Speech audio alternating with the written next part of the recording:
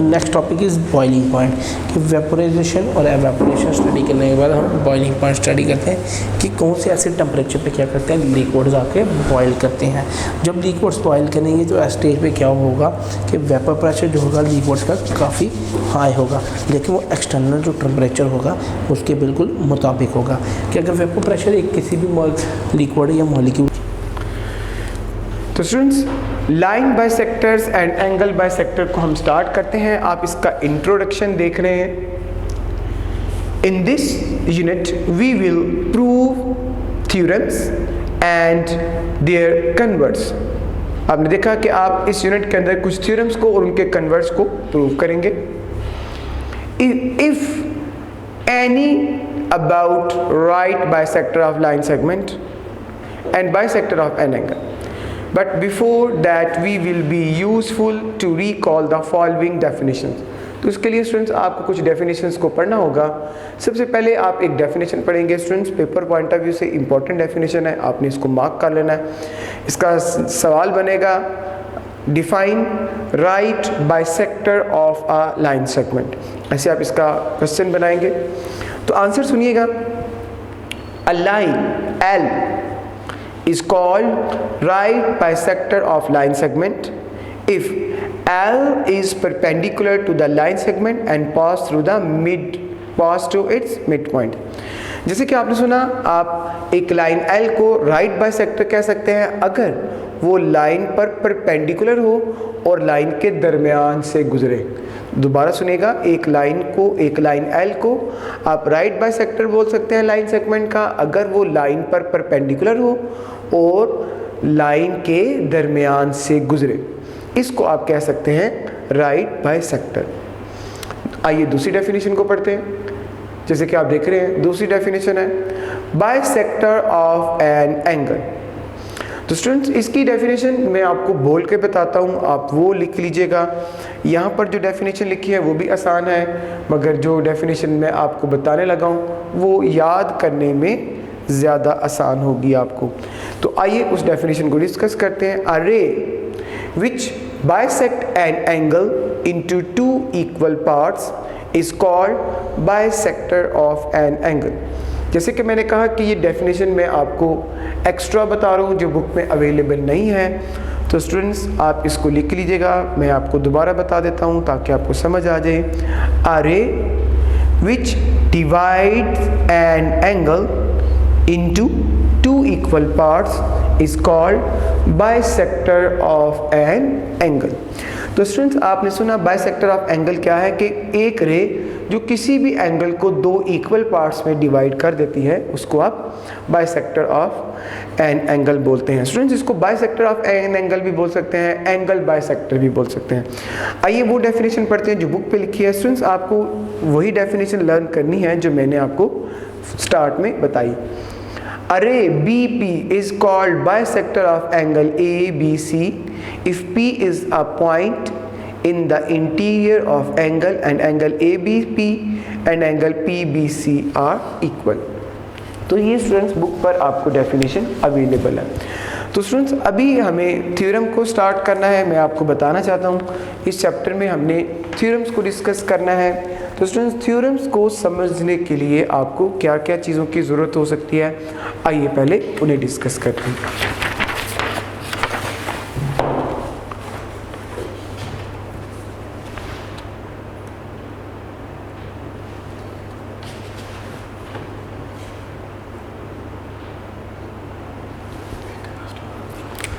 तो students, theorem board के अंदर थ्योरम जो है, थ्योरम का क्वेश्चन, ये क्वेश्चन नंबर बोर्ड में थ्योरम का क्वेश्चन जो है वो क्वेश्चन नंबर 9 होता है। सुनिएगा मेरी बात को, बोर्ड के एग्जाम के अंदर थ्योरम का जो क्वेश्चन होगा वो 9 होगा।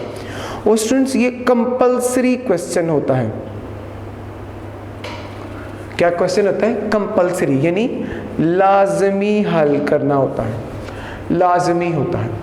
और स्टूडेंट, इसके मार्क्स जो है वो 8 होंगे। एक थ्योरम के कितने मार्क्स होंगे? 8 मार्क्स होंगे। और याद रखिएगा स्टूडेंट्स, आपको पेपर में जस्ट स्टेटमेंट गिवन होगी, स्टेटमेंट ऑफ थ्योरम गिवन होगी, statement of theorem is given to you in exam. जैसे कि आपने देखा, statement of theorem is given to you in exam. Theorem की स्टेटमेंट आपको पेपर के अंदर गिवन होगी and you have to prove, you have to solve the whole theorem. आपको पूरे थ्योरम को प्रूव करना होगा या उसको सॉल्व करना होगा। तो स्टूडेंट्स, सबसे पहले थ्योरम में जो फर्स्ट इंपॉर्टेंट थिंग है, वो सबसे पहले और सबसे ज़रूरी चीज़ जो है वो इसकी है डायग्राम। थ्योरम के अंदर जो सबसे ज़्यादा इंपॉर्टेंट चीज़ है वो है डायग्राम। स्टूडेंट्स, आपको सबसे पहले डायग्राम बनानी होती है। डायग्राम की बेस पर आपको सारा थ्योरम लिखना होता है। स्टूडेंट्स, ये कोई रट्टा नहीं है कि ये याद नहीं होता, ये समझा जाता है। अगर आप इसको समझ लेंगे तो मैं समझता हूँ कि आपको याद करना और जो रट्टा लगाना जो आपके दिमाग के अंदर एक इमेज सा बन चुका है कि इसको आपने याद नहीं किया, फलां फलां ऐसे वैसे, तो इससे आपकी जान छूट जाएगी। सबसे पहले है इसका डायग्राम। सेकंड नंबर पे स्टूडेंट्स वो इसका गिवन होगा। स्टूडेंट्स, गिवन जो है वो थ्योरम की स्टेटमेंट से हमें पिक करना होता है। थ्योरम की स्टेटमेंट के अंदर ही गिवन होता है, थ्योरम की स्टेटमेंट के अंदर ही प्रूफ होता है। तो इसका जो सेकंड वर्क है वो गिवन है। इसके बाद जो थर्ड थिंग है वो स्टूडेंट्स टू प्रूफ है। फर्स्ट मैंने बताया इसमें ज़रूरी चीज़ जो है वो डायग्राम है, सेकंड मैंने बताया गिवन है, थर्ड मैंने बताया टू प्रूफ। टू प्रूफ का मतलब क्या है, आप इसमें क्या प्रूफ करना चाहते हैं वो इसके अंदर टू प्रूफ होगा। अब थ्योरम को में थोड़ी आसानी पैदा करने के लिए आप एक और चीज़ परफॉर्म करते हैं, दैट इज़ कंस्ट्रक्शन। कंस्ट्रक्शन ये स्टूडेंट्स इसके अंदर होगा। जैसे कि मैंने बताया, थ्योरम में आसानी पैदा करने के लिए आप कंस्ट्रक्शन करते हैं। याद रखिएगा स्टूडेंट्स, 8 नंबर का ये, जैसे कि मैंने स्टार्ट में बताया, 8 मार्क का थ्योरम का क्वेश्चन होगा, 8 मार्क का। इसमें 1 मार्क जो है वो डायग्राम का होगा, 1 मार्क डायग्राम का होगा, 1 मार्क गिवन का होगा, 1 मार्क टू प्रूफ का होगा, 1 मार्क कंस्ट्रक्शन का होगा। इस तरह स्टूडेंट्स ये 4 मार्क बन गए, एक डायग्राम का, एक गिवन का, एक प्रूफ का, एक कंस्ट्रक्शन का। अब स्टूडेंट्स इसके बाद आपके पास 5वीं चीज़ आती है प्रूफ। 5वीं चीज़ आपके पास क्या आएगी, प्रूफ। और स्टूडेंट्स इस प्रूफ के 2 सेगमेंट होंगे, इसके 2 सेगमेंट होंगे। The first one is statement and the second one is reason. आपने देखा प्रूफ के 2 सेगमेंट होंगे, एक स्टेटमेंट और एक रीजन। और स्टूडेंट इसके सारे यानी प्रूफ के सारे के टोटल मार्क्स 4 होंगे, 4 मार्क्स होंगे। आप देख रहे हैं मैंने आपकी मार्क्स को, आप देख रहे हैं मैंने मार्क्स की डिवीजन भी आपको करके दिखा दी कि कितने कितने नंबर के कौन कौन से सेगमेंट होंगे। तो स्टूडेंट बोर्ड के अंदर 1 नंबर डायग्राम का होगा, एक गिवन का होगा, एक प्रूफ का होगा, एक कंस्ट्रक्शन का होगा और 4 नंबर जो हैं प्रूफ के होंगे। आपके ज़हन में सवाल हो, अगर आपको थ्योरम ना आता हो, आप सिर्फ डायग्राम बना दे तो क्या 1 नंबर मिलेगा? स्टूडेंट्स नंबर आपको तब मिलेंगे जब आप डायग्राम भी बनाएंगे, गिवन भी लिखेंगे, प्रूफ भी लिखेंगे, कंस्ट्रक्शन भी लिखेंगे, तभी आपको नंबर मिलेंगे। और आप ये ख्याल करें कि आप 1 नंबर के लिए जस्ट डायग्राम बना दें तो आपको 1 नंबर मिल जाएगा, तो मैं समझता हूँ ये आपकी खामख्याली है, ऐसा बोर्ड में नहीं होगा। तो स्टूडेंट्स मैंने मार्क्स की डिवीजन भी आपको थ्योरम की समझा दी, आपको समझ आ गया कि सबसे पहले आपको इसकी डायग्राम बनानी होती है, फिर प्रूफ, फिर गिवन लिखना है, फिर टू प्रूफ लिखना है, फिर कंस्ट्रक्शन है, उसके बाद प्रूफ की टर्न आ जाती है। और प्रूफ में मैंने बताया कि इसके 2 सेगमेंट्स हैं, एक इसका स्टेटमेंट और एक इसका रीज़न। तो स्टूडेंट्स मैंने जैसे आपको बता दिया, एक चीज़ इसमें आपको बताना और ज़रूरी है, वो ये कि आपने 2 वर्ड यूज़ करने हैं। एक वर्ड यूज़ करना है, उसका नाम है कॉन्ग्रुएंट। क्या नाम है? कॉन्ग्रुएंट। आप इसको लास्ट चैप्टर्स में भी पढ़ चुके हैं। स्टूडेंट्स, कॉन्ग्रुएंट को सिंबॉलिकली हम ऐसे लिखते हैं, जैसे कि आप देख रहे हैं, सिंबॉलिकली ऐसे लिखते हैं। याद रखिएगा ये जो वर्ड कॉन्ग्रुएंट है ये अप्रोक्सीमेट इक्वल होता है, अप्रोक्सीमेट इक्वल होता है, यानी आप इसको कह सकते हैं तकरीबन बराबर, तकरीबन बराबर। याद रखिएगा मैंने आपको बताया कि ये जो कॉन्ग्रुएंट है ये इक्वल नहीं होता, ये क्या होता है? अप्रोक्सीमेट इक्वल होता है, तकरीबन बराबर। तकरीबन बराबर का होता है इसमें थोड़ी बहुत कमी होती है, कमी बेशी होती है, यहाँ ये कम होता है, यहाँ ये ज़्यादा होता है। मैं आपको एक मिसाल दे देता हूँ। जैसे आप 1.99 को कह सकते हैं कि वो कॉन्ग्रुएंट है 2 के। देखिएगा 1.99 को आप कॉन्ग्रुएंट कंसीडर कर सकते हैं 2 के, मगर याद रखिएगा 1.99 इज नॉट इक्वल टू 2। 1.992 के इक्वल नहीं है, ये 2 के क्या है? कॉन्ग्रुएंट है। आपको इसकी समझ होनी चाहिए कि कॉन्ग्रुएंट जो है वो अप्रोक्सीमेट इक्वल होता है। जैसे मिसाल के तौर पर आप 2 साइडें बनाते हैं ट्रायंगल्स की, और आप कहते हैं कि फर्स्ट साइड और सेकंड साइड आपस में क्या है? कॉन्ग्रुएंट है। उसकी क्या वजह? इसकी लेंथ आपके पास नहीं है, ठीक है, इसकी लेंथ आपके पास नहीं है, तो आप कह सकते हैं कि इसकी लेंथ और इसकी लेंथ वो आपस में क्या है? कॉन्ग्रुएंट है। ये इक्वल नहीं होगी स्टूडेंट्स, आपको पता होना चाहिए ये कॉन्ग्रुएंट होगी। कॉन्ग्रुएंट आप समझते हैं अप्रोक्सीमेट इक्वल, तकरीबन बराबर। तो आइए स्टूडेंट्स हम थ्योरम नंबर 1 की स्टेटमेंट को पढ़ते हैं और उसको समझते हैं।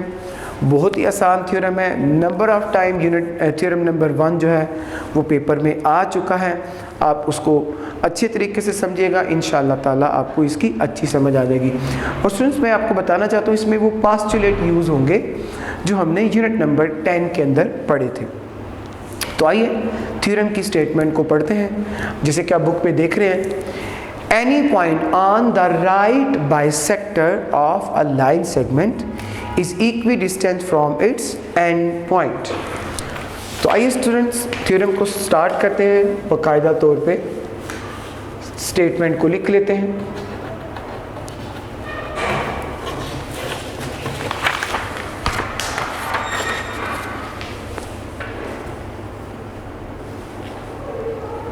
तो आप देख रहे हैं थ्योरम नंबर 1 है,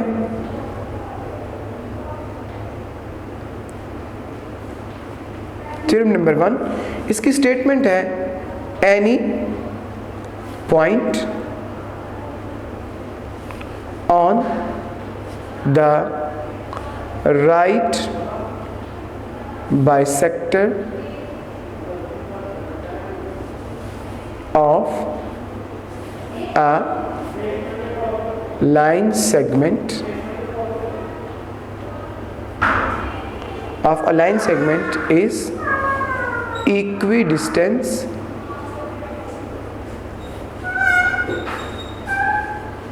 from its end point। ये स्टूडेंट्स मैंने आपके सामने थ्योरम नंबर 1 की स्टेटमेंट लिख ली। Any point on the right bisector of line segment is equidistance from its end point. तो स्टूडेंट्स आइए इसकी सबसे पहले डायग्राम को बनाएंगे।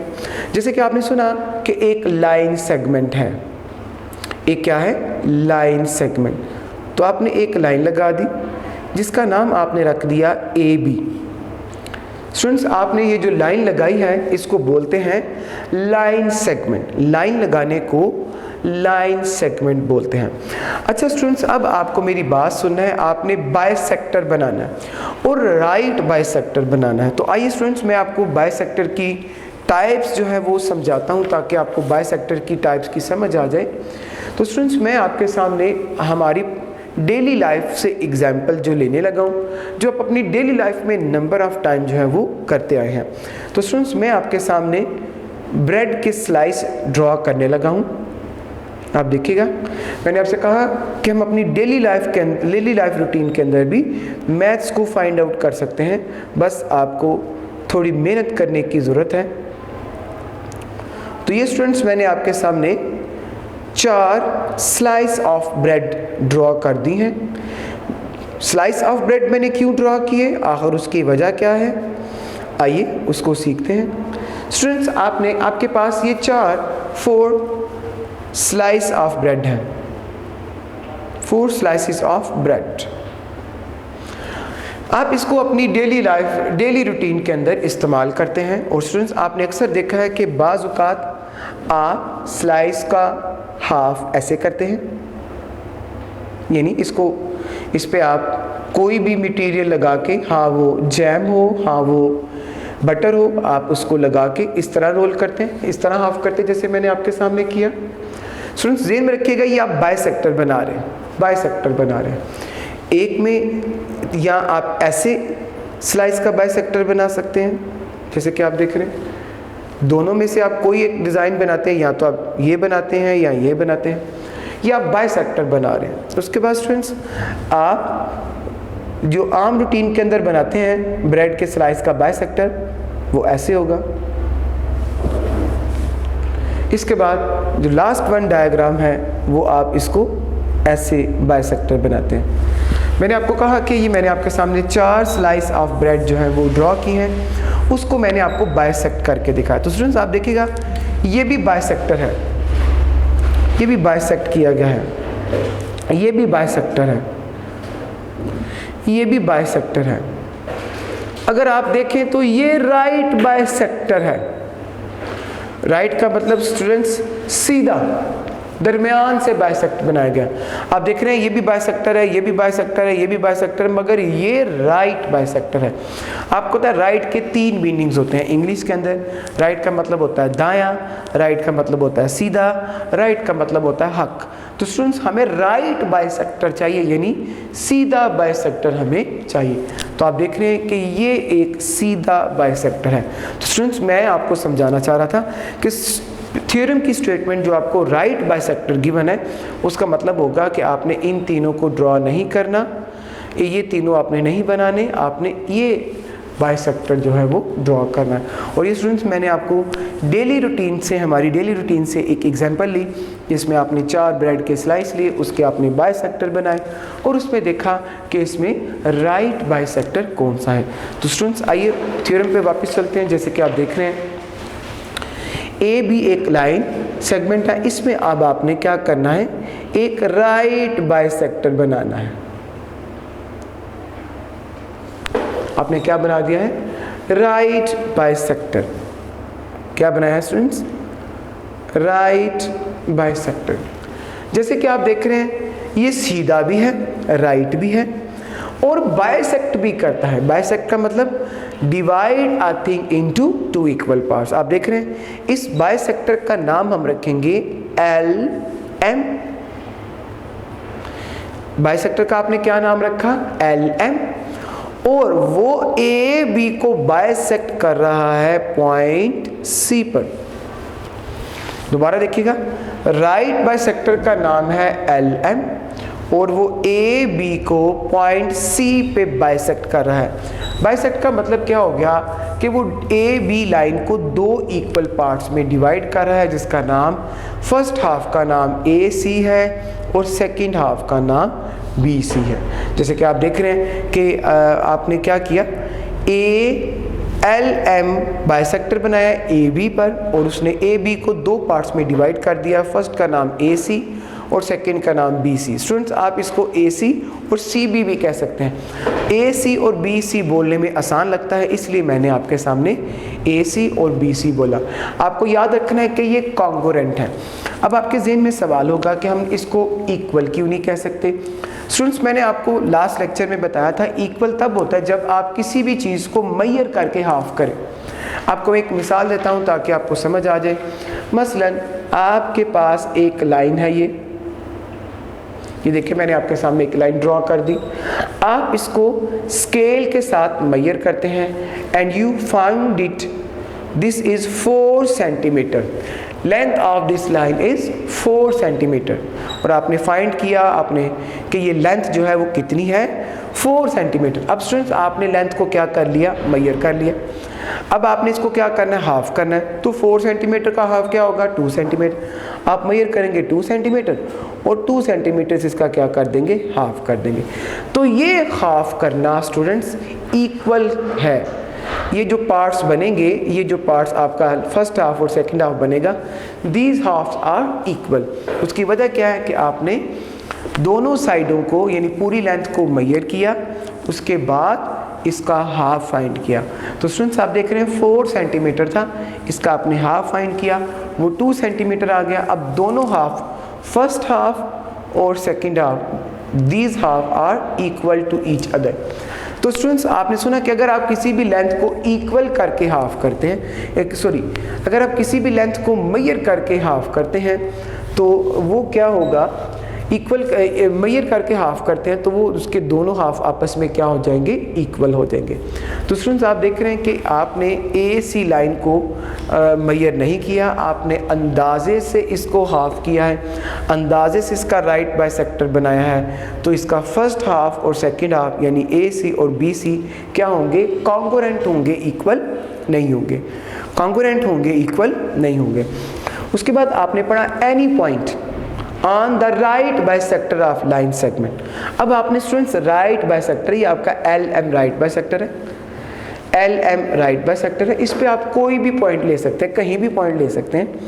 आप यहाँ पॉइंट ले सकते हैं, यहाँ यहाँ यहाँ यहाँ यहाँ, नीचे भी इस तरह कहीं भी ले सकते हैं। तो स्टूडेंट्स हम क्या करते हैं, यहाँ एक पॉइंट ले लेते हैं P, यहाँ आपने एक पॉइंट ले लिया P। ये आपने पॉइंट P क्यों लिया, क्योंकि आपको क्वेश्चन में गिवन है कि any point on the right bisector, right bisector पे आपने एक पॉइंट लेना है, जैसे कि मैंने P पॉइंट ले लिया है, of the line segment is equi distant from its end point, जो अपने एंड पॉइंट से क्या होगा, इक्वल होगा। तो स्टूडेंट्स आपने डायग्राम आदि बना ली, जितनी आपने डायग्राम बनाई है इससे हम गिवन फाइंड करते हैं। आइए हम सबसे पहले गिवन फाइंड करते हैं। तो स्टूडेंट्स आपने ब्लू मार्कर के साथ इसकी हेडिंग देनी है गिवन की, जैसे कि आप देख रहे हैं मैं आपके सामने लिख रहा हूँ।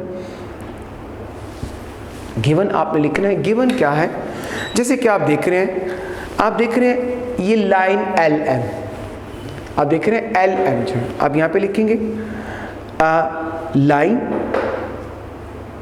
L M intersect line segment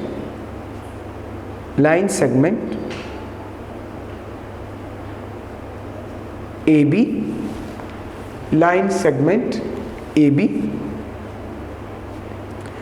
at point C such that LM is perpendicular AB and AC is congruent to BC। Students आपको मेरी बात को सुनना है, समझना है, बहुत ही आसान काम मैं आपके सामने बताने लगा हूँ, आपको इंशाल्लाह जल्दी इसकी समझ आ जाएगी इंशाल्लाह ताला। तो आइए बगैर किसी इंतज़ार के समझते हैं। जैसे कि आप देख रहे हैं, आपने क्या लिखा है, आपने बोला a line LM intersect line segment AB at point C। दोबारा सुनिएगा ताकि आपको समझ आ जाए। A line LM intersect line segment AB at point C such that LM is perpendicular to AB। Students ये जो सिंबल आप देख रहे हैं इसको आप परपेंडिकुलर बोलेंगे। आप इसको परपेंडिकुलर क्यों बोलते हैं, क्योंकि आपने राइट बाइसेक्टर बनाया है। कौन सा बाइसेक्टर बनाया है, राइट बाइसेक्टर। और राइट सीधी लाइन होती है, और सीधी लाइन कौन सी होती है, परपेंडिकुलर बाइसेक्टर की। तो स्टूडेंट्स आप देख रहे हैं अ line LM intersect line segment AB at point C such that LM is perpendicular to AB। जैसे आपने इसका बाइसेक्टर बनाया तो दो हिस्से बन गए AC and BC, such that LM is perpendicular AB and AC is congruent to BC। तो स्टूडेंट्स आपने देख लिया कि जो ही आपने राइट बाइसेक्टर बनाया तो लाइन सेगमेंट AB के दो पार्ट्स बन गए, AC और BC। उसके बाद आपको याद है कि पॉइंट P लिया है। अगर आप देखें तो आपने LM पर एक पॉइंट लिया है P। तो स्टूडेंट्स आप इसको भी लिखेंगे, इसको आप लिखेंगे P is a point on LM। P is a point on LM। अब स्टूडेंट्स अब आपका इसका गिवन क्या हो गया, a line segment LM is intersect a line segment LM intersect line segment AB at point C such that LM is perpendicular AB। जैसे कि आप देख रहे हैं LM is perpendicular AB and AC is congruent to BC। उसके बाद आपने बोला P is any point on LM। ये स्टूडेंट्स आपको गिवन हो गया। आप जैसे कि आप देख रहे हैं कि मैंने आपको गिवन के बारे में समझा दिया। अब प्रूव आपको क्या करना है। प्रूव अगर आप स्टेटमेंट को देखें, मैं स्टेटमेंट आपको दोबारा दिखाता हूँ ताकि आपको इसकी समझ आ जाए। स्टेटमेंट सुनिएगा, any point on the bisector of line segment is equidistant from its end point. अब बाइसेक्टर पे जो पॉइंट है वो आपने बताना वो अपने एंड पॉइंट से इक्वल होगा। तो स्टूडेंट्स इसके एंड पॉइंट कौन से बनेंगे, आइए एंड पॉइंट ड्रॉ करते हैं। ये आप देख रहे हैं P से A तक एक एंड पॉइंट बनेगा और P से B तक एक एंड पॉइंट बनेगा। जैसे कि स्टूडेंट्स आप देख रहे हैं P से A तक एंड पॉइंट बनेगा और P से B तक एंड पॉइंट बनेगा। इसका मतलब PA कॉन्ग्रुएंट होना चाहिए PB के। ये स्टूडेंट्स यहाँ पे वर्ड स्टेटमेंट के अंदर यूज किया गया है इक्वी डिस्टेंस। इस इक्वी डिस्टेंस का मतलब होता है equal in distance. Equi distance का क्या मतलब होगा, इक्वल इन डिस्टेंस। इसका मतलब हो गया स्टूडेंट्स PA का डिस्टेंस और PB का डिस्टेंस आपस में क्या होगा, इक्वल होगा। जैसे कि स्टूडेंट्स आपको पता है कि दोनों का डिस्टेंस हमारे पास गिवन नहीं है तो हम इन्हें इक्वल की बजाय कॉन्ग्रुएंट बोलेंगे। तो आइए इसको लिखेंगे। प्रूव आपको क्या करना है, टू प्रूव। तो स्टूडेंट्स आपको प्रूव क्या करना है, प्रूव आपको करना है PA is congruent to PB। आपको क्या प्रूव करना है, PA is congruent to PB। ये आपको प्रूव करना है। तो स्टूडेंट्स इसमें जैसे कि आपने देखा गिवन हमने लिखा, प्रूव लिखा, उसके बाद टर्न है कंस्ट्रक्शन की। कंस्ट्रक्शन क्या करेंगे स्टूडेंट्स, मैंने आपको बताया था कंस्ट्रक्शन वो स्टेप होता है जो आप थ्योरम में अपने लिए आसानी पैदा करने के लिए परफॉर्म करते हैं। तो स्टूडेंट्स आप क्या करेंगे, आप कंस्ट्रक्शन में लिखेंगे join P to A and B। आप क्या लिखेंगे कंस्ट्रक्शन में, क्या लिखेंगे, join P to A and B। आप P को A से और P को B से जॉइन कर देंगे, ये हम कंस्ट्रक्शन में लिखेंगे। तो आइए स्टूडेंट्स लिखते हैं join P to A and B। ये आपने P को A से और B से ज्वाइन कर दिया। जैसे कि स्टूडेंट्स मैंने लेक्चर के स्टार्ट में बताया था थ्योरम आपको 8 नंबर का आएगा और ये लॉन्ग क्वेश्चन होगा।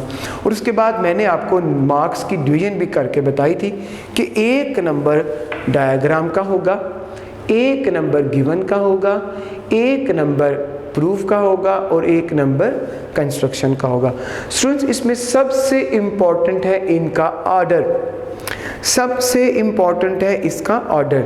ऑर्डर मतलब सबसे पहले डायग्राम बननी चाहिए, दूसरे नंबर पे गिवन होना चाहिए, तीसरे नंबर पे प्रूव होना चाहिए, 4th प्लेस पर कंस्ट्रक्शन होना चाहिए। सपोज आप डायग्राम बनाते हैं और कंस्ट्रक्शन को पहला स्टेप लिख देते हैं, गिवन को दूसरा स्टेप लिख देते हैं और प्रूफ को आप नेक्स्ट स्टेप लिख देते हैं। तो स्टूडेंट्स आपका थ्योरम गलत कंसीडर होगा। उसकी वजह क्या है, गिवन होगा तो आपको प्रूफ का पता चलेगा, प्रूफ होगा तो आपको कंस्ट्रक्शन का आइडिया होगा कि कंस्ट्रक्शन आपने क्या करनी है। इसलिए स्टूडेंट्स आपने इस चीज़ का बहुत ख्याल रखना है कि किसी भी तरह से हमारा थ्योरम गलत ना हो पाए। सबसे पहले डायग्राम, फिर गिवन, फिर प्रूफ, फिर कंस्ट्रक्शन। आइए स्टूडेंट्स नेक्स्ट टॉपिक को डिस्कस करते हैं। हमारा नेक्स्ट पॉइंट है प्रूफ का। इसमें आपने प्रूफ करना है। जैसे कि आपको याद है प्रूफ के अंदर दो चीज़ें मैंने आपको बताई थी कि इसके दो सेगमेंट होंगे। The first one is statement and the second one is reasons। जैसे कि आपने सुना कि प्रूफ के दो सेगमेंट होंगे, आपने सुना फर्स्ट है आपके पास रीज़न स्टेटमेंट और सेकंड है रीज़न। स्टूडेंट्स आपको ज़हन में रखना है कि आपने पहले स्टेटमेंट लिखना है, बाद में आपको रीजंस को लिखना है। तो स्टूडेंट्स मैं आपको अब यहाँ पे बात को डिटेल डिस्कशन हमारी अब स्टार्ट होना हुआ चाहती है। जैसे कि आप देख रहे हैं पहले हमारी पूरी ट्रायंगल थी, आप पूरी ट्रायंगल का नाम था PAB, पूरी ट्रायंगल का नाम था PAB। आपने जो ही राइट बाइसेक्टर बनाया LM, उसने ट्रायंगल के दो हिस्से कर दिए। एक ट्रायंगल का नाम हमारे पास बन जाएगा ACP, इधर वाली ट्रायंगल, जैसे कि आप देख रहे हैं, मैं आपको शेड करके दिखाता हूँ। और दूसरी ट्रायंगल हमारी होगी PCB। आप इसको BCP भी बोल सकते हैं, PCB भी बोल सकते हैं। तो स्टूडेंट्स हमारे पास दो ट्रायंगल्स हैं, मैं इन्हें आपको शेड करके दिखाता हूँ ताकि आपको इसकी समझ आ जाए। तो आइए इन्हें शेड करते हैं।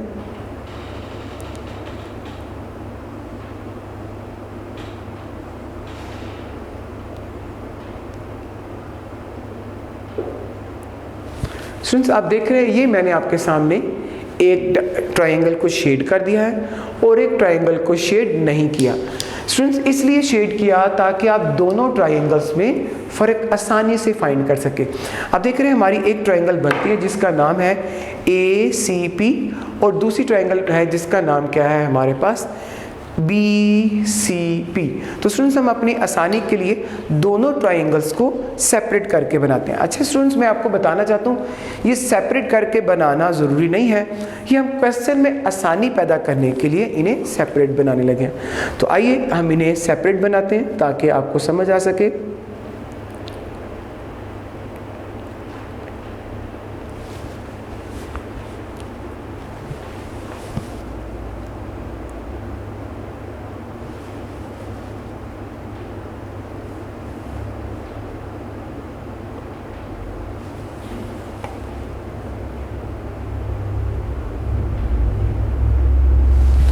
ये स्टूडेंट्स मैंने आपके सामने दो ट्रायंगल्स ड्रॉ कर ली। जैसे कि आप देख रहे हैं एक शेडिड पोर्शन है, एक अनशेडिड पोर्शन है।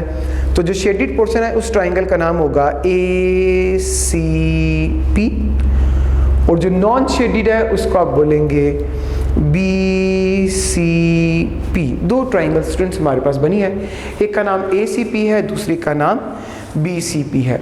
तो आपने देखा ये दोनों ही राइट एंगल ट्रायंगल हमने ड्रॉ की हैं।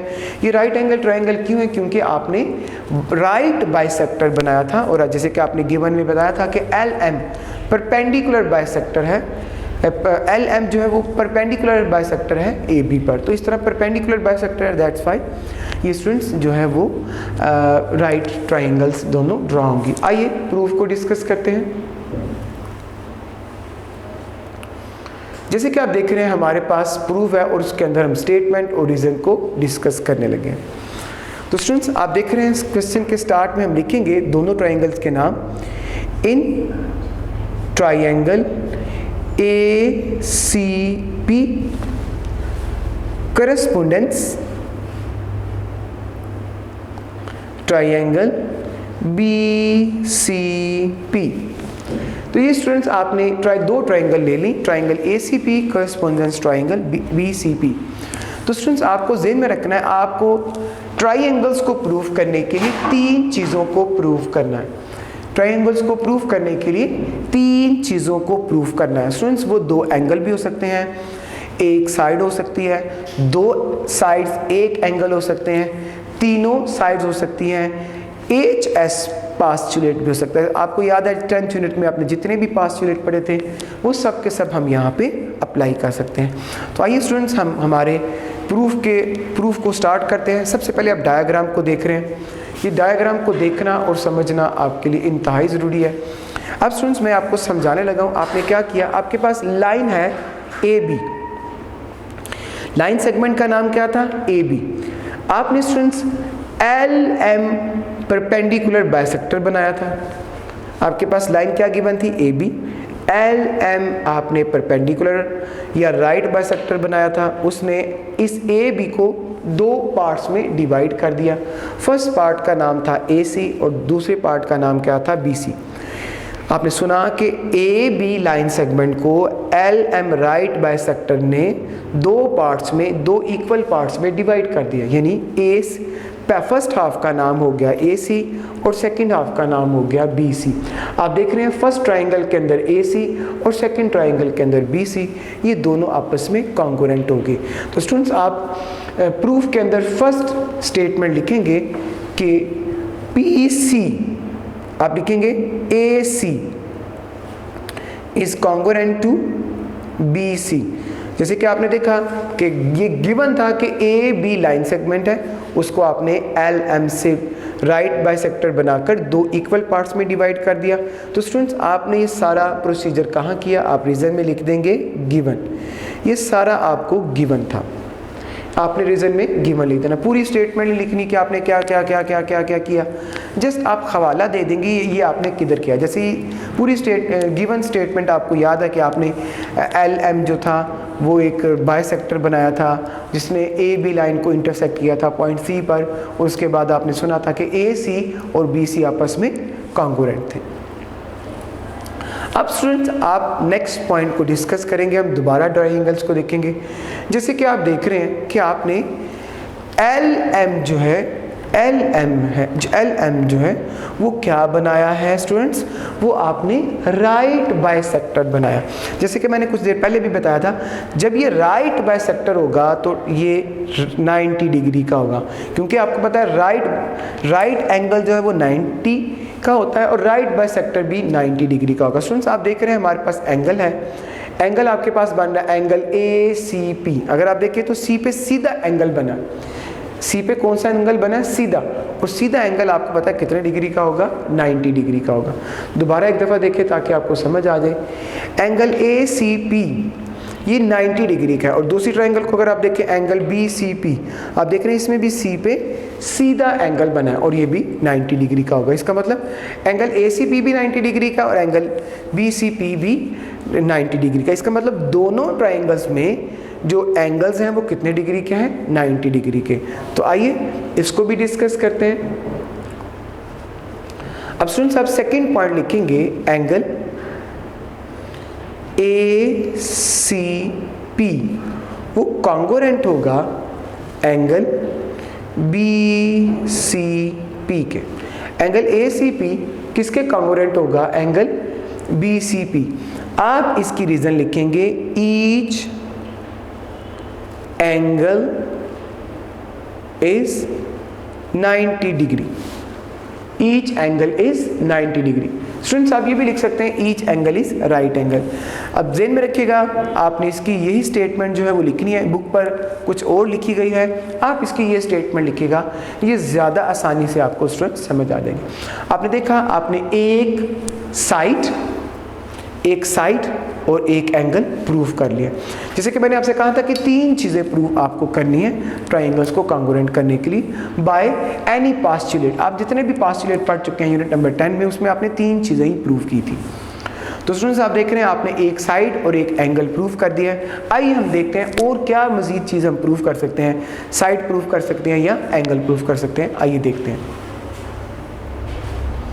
जैसे कि आप देख रहे हैं कि 2 ट्रायंगल्स हैं, आप देख रहे हैं ट्रायंगल्स आपके पास कितनी हैं, 2 ट्रायंगल्स हैं। दोनों ट्राइंगल में एक साइड ऐसी है जो दोनों ट्राइंगल्स के अंदर कॉमन है।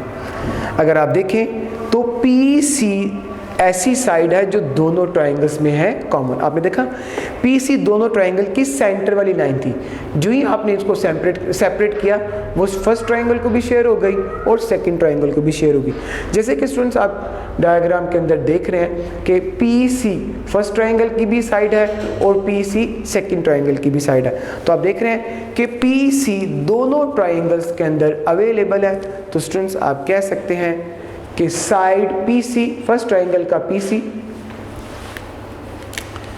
ट्राइंगल ACP के अंदर PC भी अवेलेबल है और वो कॉन्ग्रुएंट है ट्राइंगल BCP के अंदर जो मौजूद PC है वो इसके।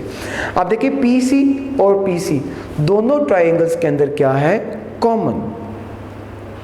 स्टूडेंट्स दोनों ट्राइंगल के अंदर क्या है कॉमन। जैसे कि मैंने आपसे कहा था कि आपको तीन चीज़ें प्रूव करनी है। वो तीनों साइड्स भी हो सकते हैं, वो दो साइड एक एंगल भी हो सकता है, वो दो एंगल एक साइड भी हो सकता है, वो HS पास्टुलेट भी हो सकता है। तो स्टूडेंट्स आपने देखा कि हमने इसके अंदर तीन चीज़ें प्रूव कर ली। आपने दो साइडें और एक एंगल प्रूव किया। आप देख रहे हैं AC और BC साइड है, एंगल ACP और एंगल BCP एंगल्स है और PC इसके अंदर साइड है। नाउ अब आप यहाँ पे सिंबल बनाएंगे देयरफॉर। आपने इस सिंबल को ध्यान से देखना है। ये आप देयरफॉर का सिंबल बनाएंगे, मार्कर से सिंबल लिखेंगे देयरफॉर। आप यहाँ पे लिखेंगे therefore triangle ACP is congruent to triangle BCP। Students आपने देखा कि हमने तीन चीज़ों को प्रूफ कर दिया था। साइड, एंगल, साइड को प्रूफ कर दिया था। जैसे मैंने आपसे कहा था अगर आप तीन चीज़ें किसी भी दो ट्राइंगल्स में प्रूफ कर लेंगे तो ट्राइंगल्स आपस में कॉन्ग्रुएंट हो जाएंगी। तो स्टूडेंट्स आपने सबसे पहले क्या फाइंड किया था साइड, उसके बाद आपने क्या फाइंड किया एंगल, उसके बाद आपने क्या फाइंड किया साइड। तो स्टूडेंट्स आप इसके सामने लिखेंगे साइड, एंगल, साइड, पास्टुलेट। आपको याद है 10th यूनिट में हमने पास्टुलेट पढ़ा था। उसमें आपने पढ़ा था in any correspondence of two triangles if one angle and any two side of one triangles are congruent to the corresponding angle and side then triangles are congruent। ये students मैंने SAS पास्टुलेट की definition आपको समझा दी कि अगर आप एक triangle में एक एंगल और दो साइड दूसरी ट्राइंगल के वही एंगल और करस्पॉन्डिंग साइड को कॉन्ग्रुएंट प्रूव कर देते हैं तो ट्राइंगल्स आर कॉन्ग्रुएंट। तो स्टूडेंट्स आप देख रहे हैं कि हमने दो साइड्स और एक एंगल को करस्पॉन्डिंग दो साइड्स और एंगल की प्रूफ कर दिया है। Now you can say that triangle ACP is congruent to triangle BCP और इसकी रीजन आप क्या लिख रहे हैं SAS पास्टुलेट। स्टूडेंट्स जब ट्राइंगल्स आपस में कॉन्ग्रुएंट हो गई you can say that each and everything is congruent to each other. आप कह सकते हैं जब ट्राइंगल्स आपस में कॉन्ग्रुएंट हो जाती है तो ईच एंड एवरीथिंग के कॉन्ग्रुएंट हो गई। तो आपको प्रूव करना था, जैसे कि आपको याद है कि आपको प्रूव करना था कि PA is congruent to PB। तो स्टूडेंट्स आप देख रहे हैं कि ये दोनों ट्राइंगल्स आपस में कॉन्ग्रुएंट हो गई है। AC BC के कॉन्ग्रुएंट हो गया, PC के कॉन्ग्रुएंट हो गया, तो PA किसके कॉन्ग्रुएंट हो जाएगा PB के। एक दफ़ा दोबारा देख लें ताकि आपको समझ आ जाए। जैसे कि मैंने आपसे कहा कि ट्राइंगल्स कॉन्ग्रुएंट हो चुकी हैं। AC किसके इक्वल हो गया BC के, PC किसके कॉन्ग्रुएंट हो जाएगा PC के, और एक हमारी साइड रहेगी कौन सी PA किसके कॉन्ग्रुएंट हो जाएगा स्टूडेंट्स PB के। तो अब बगैर सोचे समझे अब आप जो कि ट्राइंगल्स कॉन्ग्रुएंट हो गई हैं you can say that triangle ACP is congruent to triangle BCP। इसकी रीजन आपने लिखी SAS postulate. Now PA is congruent to PB। PA किसके कॉन्ग्रुएंट हो जाएगा PB के, और आप इसकी रीजन क्या लिखेंगे corresponding sides of congruent triangles। जैसे कि आपने देखा, इसकी रीजन आप क्या लिखेंगे, corresponding side of congruent triangle, क्योंकि स्टूडेंट्स आपने साइड्स को प्रूव किया है, दैट्स व्हाई आप congruent sides of corresponding side of congruent triangle सीखेंगे। तो ये स्टूडेंट्स हमारा थ्योरम नंबर 1 कंप्लीट हो गया। आपने देखा कि मैंने आपको कितने अच्छे तरीके से समझाने की कोशिश की। आप एक दफ़ा दोबारा इसका व्यू ले लें ताकि आपको समझ आ जाए कि आपने इसको कैसे करना है। सबसे पहले स्टूडेंट्स आपने स्टेटमेंट को समझना है, क्योंकि आप स्टेटमेंट को समझेंगे तो आप डायग्राम बनाने के अहल होंगे। तो आपने जैसे सुना कि any point on the bisector of a line segment is equidistance from its end point. तो आपने क्या किया, सबसे पहले एक लाइन सेगमेंट ड्रॉ की जिसका नाम ए बी रखा। आपने लाइन सेगमेंट ड्रॉ की जिसका नाम ए बी रखा, उसमें आपने एक लाइन सेगमेंट ड्रॉ कर दी जैसे जिसका नाम आपने एल एम रखा। आपने देखा जो ही आपने एक परपेंडिकुलर बाइसेक्टर बनाया एल एम, उसने ए बी को पॉइंट सी पर इंटरसेक्ट किया। जो ही आपने ये परपेंडिकुलर बाइसेक्टर बनाया, ए बी के दो हिस्से हो गए, ए सी और बी सी। उसके बाद आपने देखा कि आपने गिवन लिखा। गिवन में आपने कहा कि a line L M intersect line segment A B at point C such that L M is perpendicular to A B and A C is congruent to B C, जैसे कि मैंने आपको बताया। उसके बाद आपको थ्योरम के अंदर गिवन था any point on the right bisector. तो आपने राइट बाइसेक्टर में, जैसे मैंने आपको स्टार्ट में बताया था, राइट बाइसेक्टर में किसी जगह भी आप पॉइंट पी ले सकते हैं। तो आपने ऊपर पॉइंट पी ले लिया और आपने लिख दिया गिवन के अंदर P is any point on L M. उसके बाद स्टूडेंट्स आपको प्रूव करना था, प्रूव आपको ये करना था कि वो पॉइंट जो है वो अपने एंड पॉइंट से इक्वी डिस्टेंस है। जैसे आप देख रहे हैं कि पॉइंट आपको नज़र आ रहा है पी, वो अपने एंड पॉइंट से इक्वी डिस्टेंस होगा, पी ए से और पी बी से इक्वी डिस्टेंस होगा। आपने इक्वी डिस्टेंस आपने लिखा P A is congruent to P B. उसके बाद कंस्ट्रक्शन में आपने क्या किया कि आपने कंस्ट्रक्शन में आपने देखा कि जो याद रखिएगा ये आपने डॉटेड लाइन लगाई है। डॉटेड लाइन लगाने का मकसद होता है कि ये हमारे सवाल का हिस्सा नहीं है, ये आप अपनी ज़रूरत पूरी करने के लिए, क्वेश्चन में आसानी पैदा करने के लिए ऐसा करें। आपने पी को ए से ज्वाइन किया और पी को बी से ज्वाइन किया। कंस्ट्रक्शन में आपने लिख दिया join P to A and B. उसके बाद प्रूफ का सिलसिला शुरू होगा और मैंने आपको बताया कि आपने जो ही एल एम बनाया और पी को ए से और पी को बी से ज्वाइन किया तो हमारी दो ट्राइंगल्स बन गई। एक आप देख रहे हैं लेफ्ट साइड पे ट्राइंगल है और एक राइट साइड पे है। लेफ्ट वाली साइड ट्राइंगल को मैंने आपके सामने शेड किया ताकि आपको समझने में आसानी रहे। इसका नाम होगा ए सी पी, मैंने बताया था। सी को आपने सेंटर में लिखना है क्योंकि सी पे एंगल बन रहा है।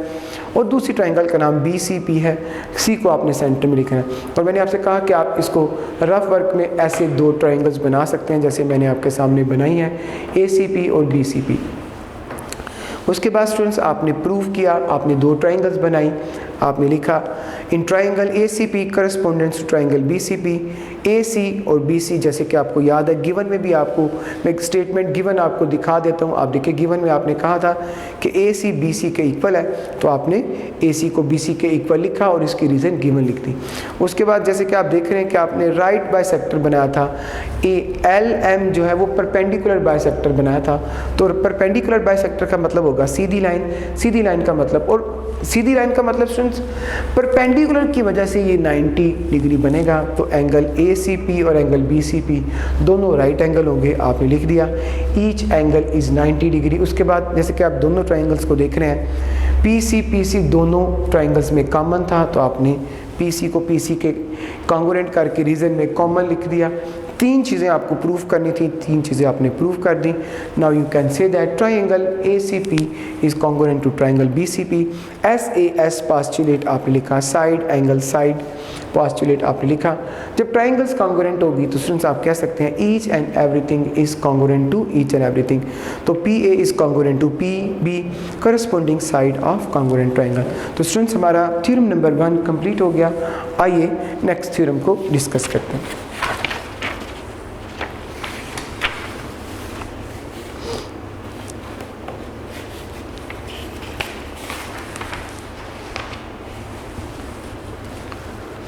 तो स्टूडेंट जैसे कि आप बुक पे देख रहे हैं, थ्योरम नंबर 2 जो है वो converse of Pythagoras, converse of theorem 1 है। आपने सुना कि वो पहले थ्योरम का कन्वर्स है, यानी कन्वर्स का ये मतलब होता है कि पहले थ्योरम के अंदर जो चीज़ें आपको गिवन थी दूसरे थ्योरम में आपको वो प्रूव करनी होंगी, और इस तरह पहले थ्योरम में जो आपने प्रूव करनी थी वो अब की बार आपको गिवन होगी। तो आइए स्टूडेंट्स हम थ्योरम नंबर 2 की स्टेटमेंट को क्वेश्चन में लिखते हैं और उसको समझते हैं। Theorem number 2,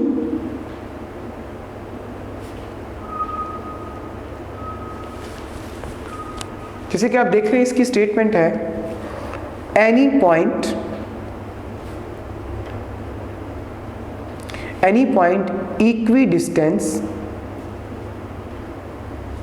equidistance from the endpoints of a line segment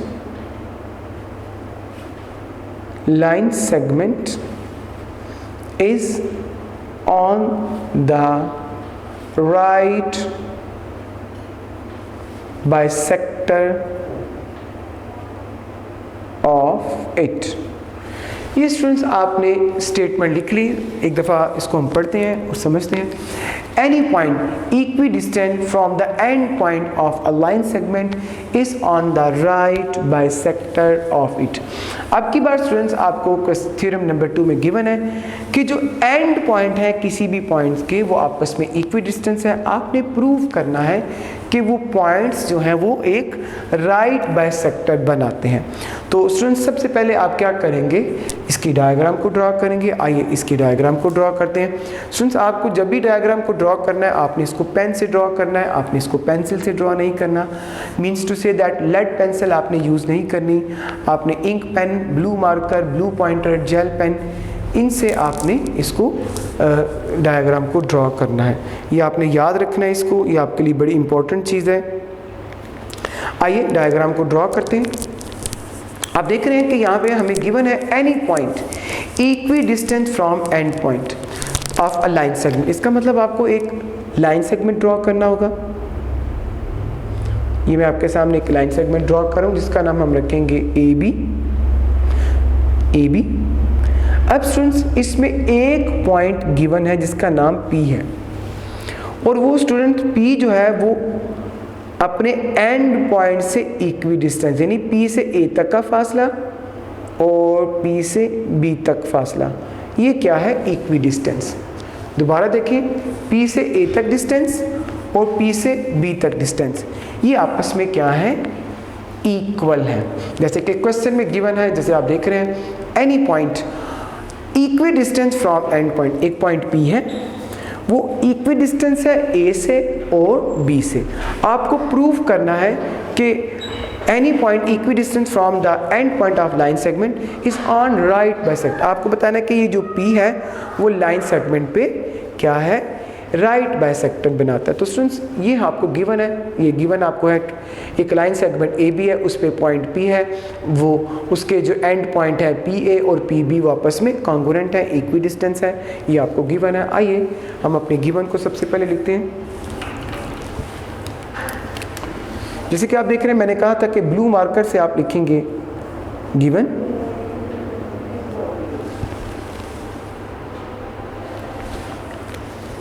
तो स्टूडेंट्स हमारे पास गिवन क्या है, A B is a line segment, A B is a line segment. जैसे कि आपने देखा point P is such that PA is congruent to PB। ये students ऊपर जो आप लाइन लगाते हैं, this is called line segment. एक दफ़ा दोबारा देखिएगा ताकि मेरी बात की समझ आ जाए। जैसे कि आप देख रहे हैं गिवन क्या है, ए बी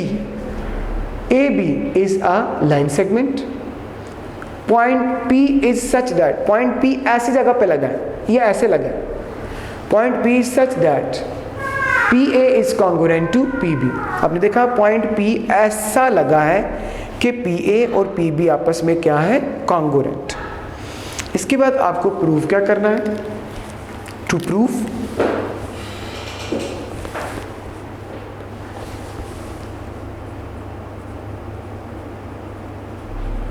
तो स्टूडेंट्स आपको प्रूफ क्या करना है, आपको प्रूफ करना है पॉइंट P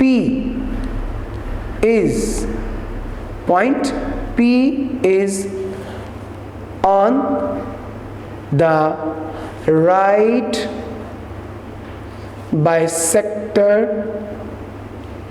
of AB। तो स्टूडेंट्स आपको प्रूफ क्या करना है, point P is on the right bisector of AB। आपको प्रूफ करना है कि पॉइंट P जो है वो AB के राइट बाइसेक्टर पर वाक़या है। इसके बाद स्टूडेंट्स आप कंस्ट्रक्शन क्या करेंगे, आप कंस्ट्रक्शन में लिखेंगे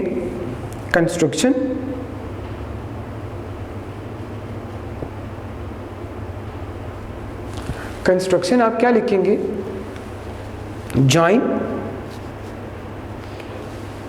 P to C the mid point of AB। Students आपने क्या करना है, AB का मिड पॉइंट फाइंड करना है। जैसे कि आप देख रहे हैं ये AB का मिड पॉइंट है, इसका नाम आपने C रखा। AB का मिड पॉइंट है, उसका नाम आपने क्या रखा है, C। उसके बाद आप क्या करेंगे, P को डॉटेड लाइन से ज्वाइन कर देंगे C के साथ। स्टूडेंट्स मैंने आपसे पहले भी कहा था, ये आप कंस्ट्रक्शन क्या करते हैं, अपने लिए आसानी पैदा करने के लिए, थ्योरम में आसानी पैदा करने के लिए आप कंस्ट्रक्शन का सहारा लेते हैं। तो आइए स्टूडेंट्स एक दफ़ा हम इन सारे पॉइंट्स को डिस्कस करते हैं ताकि आपके दिमाग में ये चीज़ें फीड हो जाएं। मैंने आपसे पहले भी कहा था थ्योरम याद नहीं किया जाता, थ्योरम समझा जाता है। तो हम स्टूडेंट्स थ्योरम्स को समझ रहे हैं। तो आज जैसे कि आप देख रहे हैं कि गिवन क्या है हमारे पास, AB is a line segment. जैसे कि आप देख रहे हैं according to diagram AB is a line segment.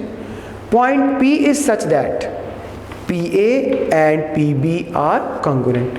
AB is a line segment. Point P is such that PA is congruent to PB. अब आपको प्रूफ करना है कि point P is on the right bisector of AB। आपने point P को क्या proof करना है, point P is on the right bisector of AB। आपने प्रूफ करना है कि point P AB पे राइट बाइसेक्टर। उसके बाद स्टूडेंट्स कंस्ट्रक्शन क्या है, आपने AB का मिड फाइंड किया C और P को क्या कर दिया, C से ज्वाइन कर दिया। अब आपने बोला point P is on the join P to C, आपने बोला join P to C the mid point of AB। तो स्टूडेंट्स आप देखिएगा, मैं आपको डायग्राम को दिखा रहा हूँ। हमारी जब आपने P को C से ज्वाइन किया तो हमारी दो ट्राइंगल्स बन गई। जब आपने P को C से ज्वाइन किया तो हमारे पास कितनी ट्राइंगल्स बन गई, दो ट्राइंगल्स बन गई। अब स्टूडेंट्स मैं आपको इन्हें शेड करके दिखाता हूँ ताकि आपको पता चल दे।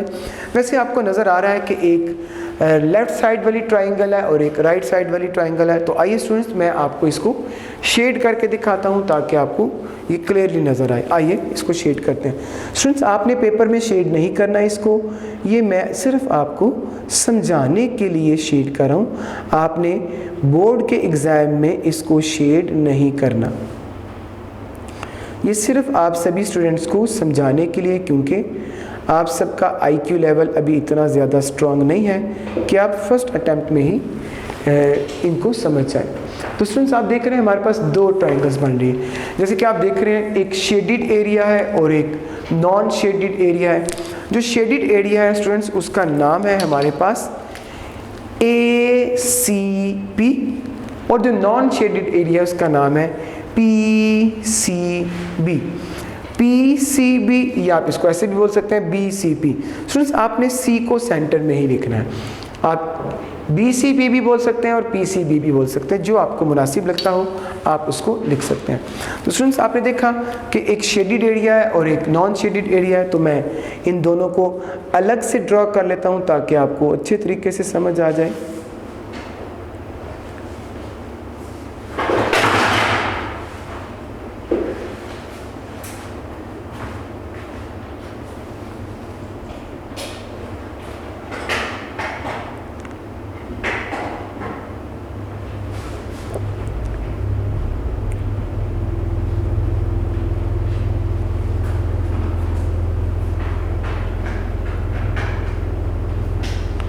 ये स्टूडेंट्स मैंने आपके सामने दो ट्राइंगल्स ड्रॉ कर ली हैं।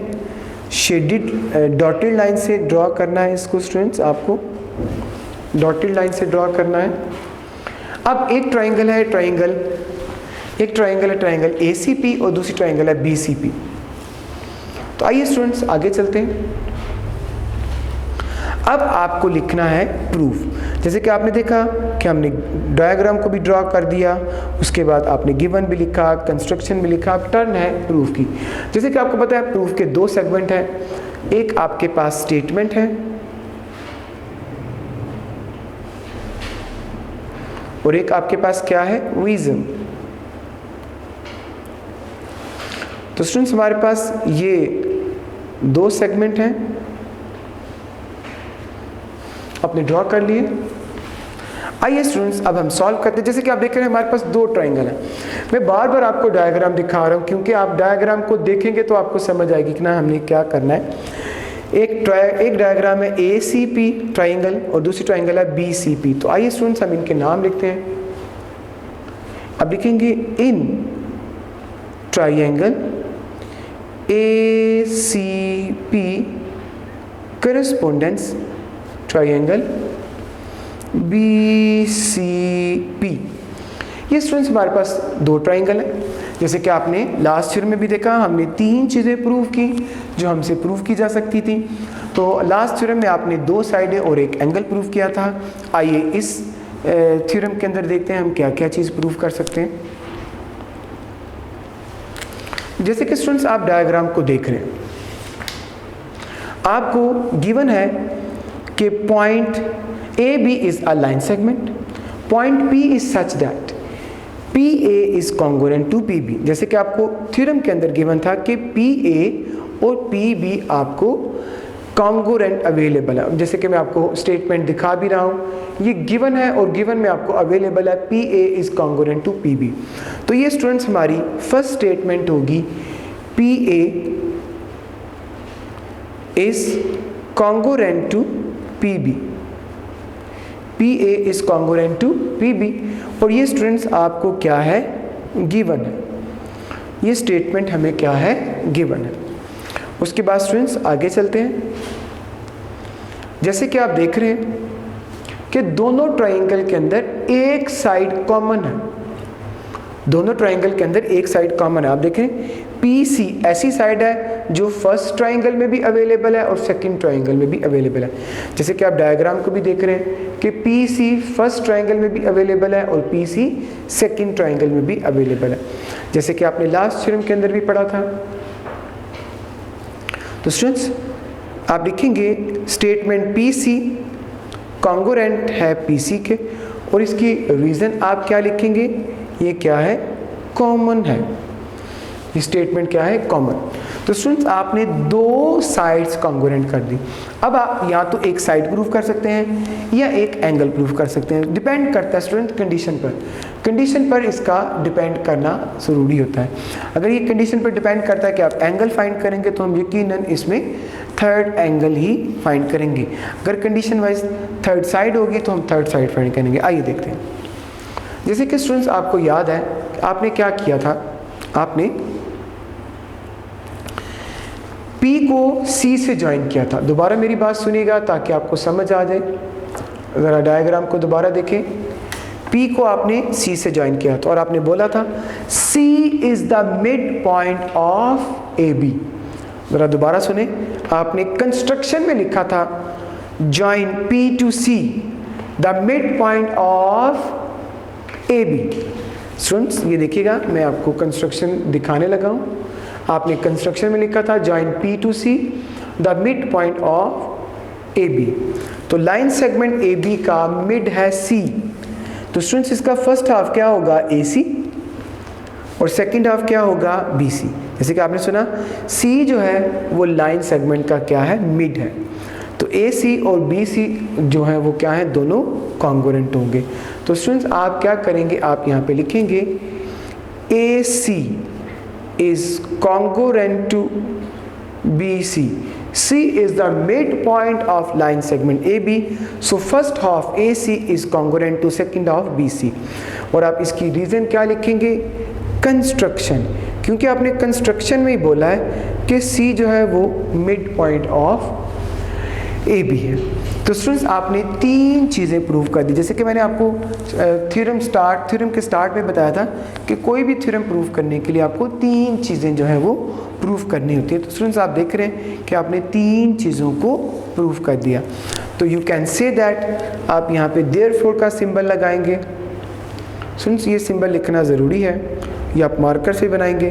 देयरफॉर ट्राइंगल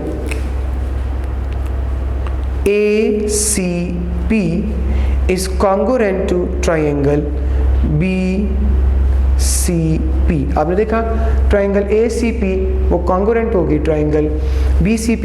और ये किसके अकॉर्डिंग होगा, आप देख रहे हैं फर्स्ट भी आपने साइड प्रूफ की, सेकंड भी साइड प्रूफ की, थर्ड भी साइड प्रूफ की। तो स्टूडेंट्स आप लिख सकते हैं इसको साइड साइड साइड, उसके बाद क्या लिखा है, congruent, side side side side side side.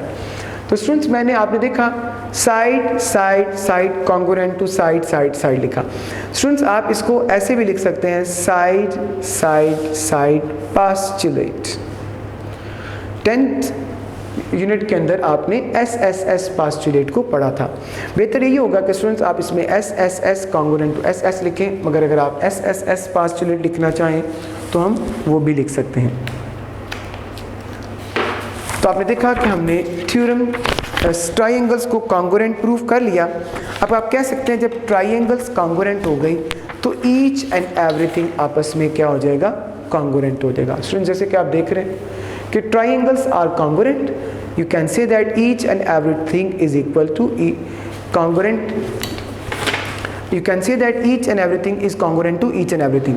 तो आप कह सकते हैं कि एंगल ACP वो कॉन्ग्रुएंट हो जाएगा एंगल BCP के। स्टूडेंट्स हमारे पास एक ही एंगल है इस ट्राइंगल के अंदर, जैसे कि आप डायग्राम को देख रहे हैं, आप डायग्राम को जैसे कि देख रहे हैं,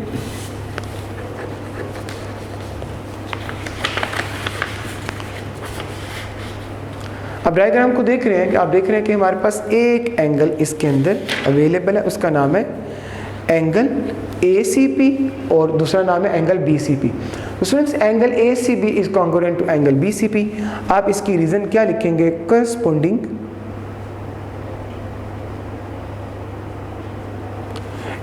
corresponding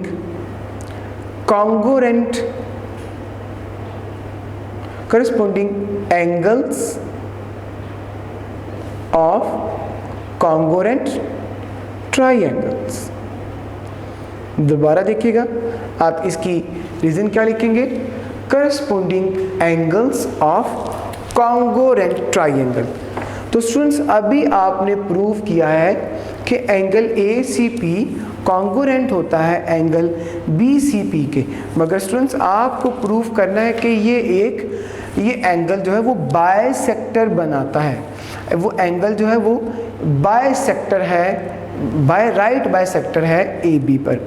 तो आइए स्टूडेंट्स इसको आगे परफॉर्म करते हैं। अब आपको थोड़ी समझने की ज़रूरत है, अब आपका मुश्किल काम जो है वो शुरू हुआ चाहता है। तो स्टूडेंट्स मैं आपको बताना चाहता हूँ कि आप देख रहे हैं ये एक सीधी लाइन है, तो ये भी एक 90 डिग्री बनेगा, और आप देख रहे हैं ये भी एक सीधी लाइन है और ये भी क्या बनेगा, 90 डिग्री।